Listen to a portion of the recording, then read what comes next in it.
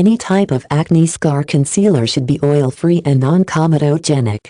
Since acne-prone skin tends to get clogged easily, it won't be beneficial to choose a concealer that may lead to further breakouts.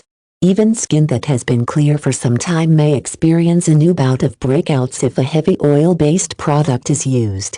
Using some type of natural prevention method such as lemon juice that tightens the skin and fades post-acne scars can also provide additional relief.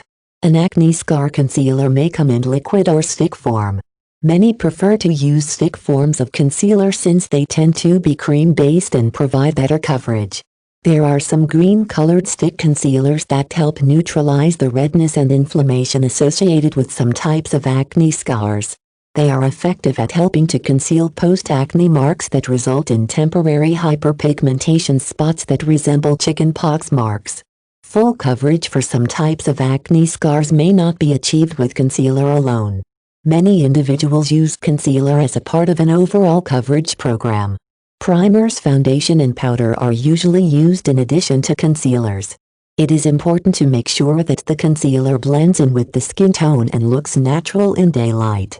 Some types of acne scars that result in depressions on the skin may need the help of a filler in addition to acne scar concealer. Serums are available in some over-the-counter products that contain ingredients such as hyaluronic acid. This acid is also used in wrinkle removers and fillers and helps to temporarily plump up the skin. Some individuals also find that the long-term use of retinol or prescription tretinoin cream helps stimulate collagen growth, reducing the depressed appearance of severe acne scars.